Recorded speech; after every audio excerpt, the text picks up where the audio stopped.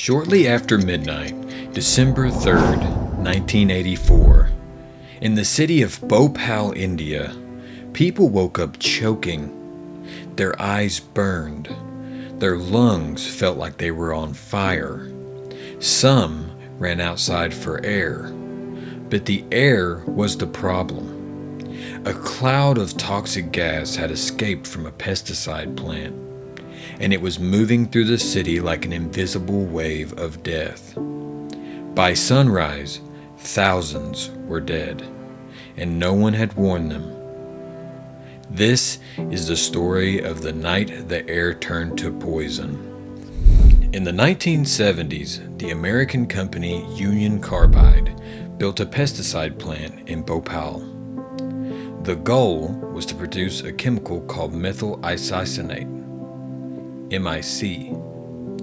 MIC was highly toxic. Even small exposure could damage lungs and eyes. In large amounts, it could kill within minutes.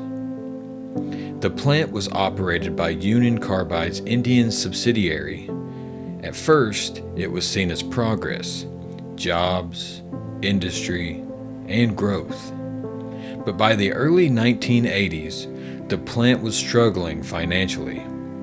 Cost cutting began, safety systems were downgraded, maintenance slowed, staff was reduced, and warnings were ignored. And the most dangerous chemical in the facility was stored in massive underground tanks. There were leaks before. Workers complained of burning eyes. Small gas releases occurred. In 1982, an internal safety audit reportedly identified serious hazards. Cooling systems weren't functioning properly. The gas scrubber system, designed to neutralize toxic leaks, was often offline. The flare tower, which could burn off escaping gas, was partially dismantled. One by one, layers of protection were removed, and management reassured everyone it was safe. Late on December 2nd, water entered one of the MIC storage tanks.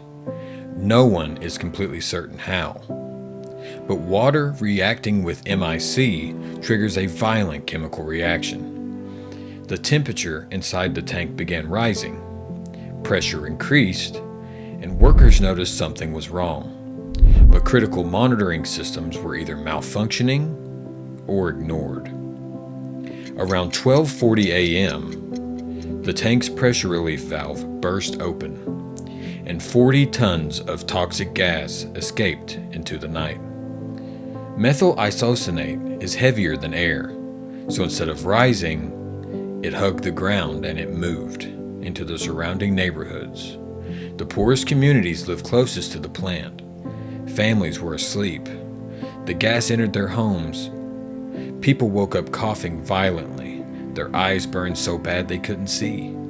Some vomited, others collapsed immediately. Parents grabbed children and ran, but running made it worse. Faster breathing meant deeper inhalation. Hospitals were overwhelmed within an hour. Doctors didn't know what gas they were treating. Union Carbide had not provided clear emergency medical instructions. People arrived gasping for air. Some died in hospital corridors, some died in the streets, and some died even holding on to their children. By morning, bodies were everywhere. On sidewalks, inside their homes, outside the plant gates. Official numbers initially claimed a few hundred deaths, but local officials estimated thousands within the first 24 hours. Mass cremations began. Mass burials then followed, and still the gas lingered. The immediate death toll is still debated. Official figures say around 3,000 died in the first days. Other estimates say 8,000.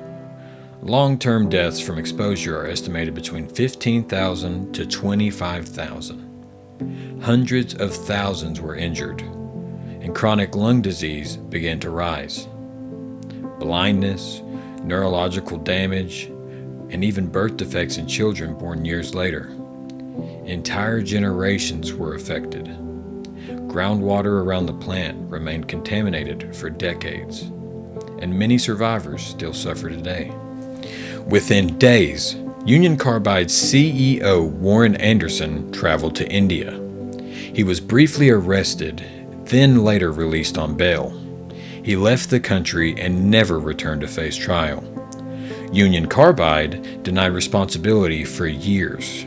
They argued sabotage may have caused the leak. In 1989, the company reached a settlement with the Indian government of over $470 million. Many victims received only a few $100s each to pay for lost family members, lifelong illness, and for irreversible damage.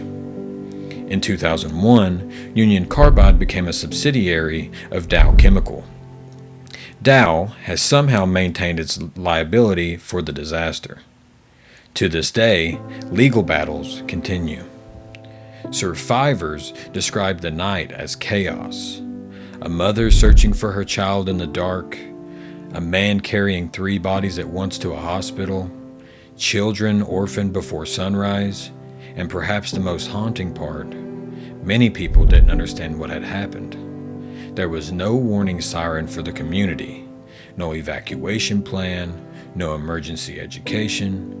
The people living closest to the plant had never been told the true risks. The Bhopal disaster wasn't a natural disaster. It wasn't unpredictable, and it wasn't unavoidable. Investigation revealed that safety systems were turned off. Refrigeration for MIC storage was shut down to save money. Staffing levels were cut. Training was reduced, and maintenance was even delayed.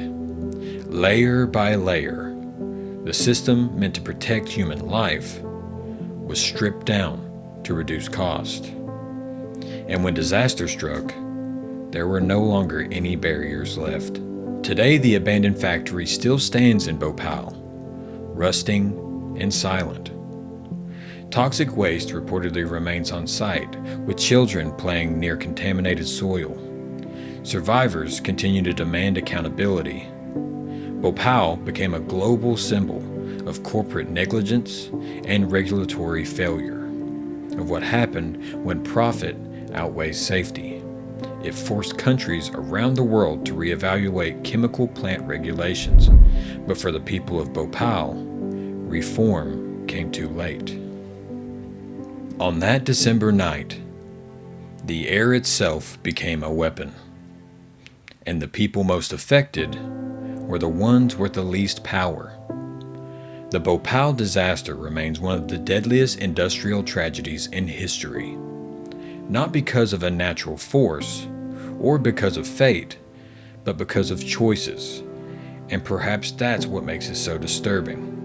It didn't have to happen, and yet it did.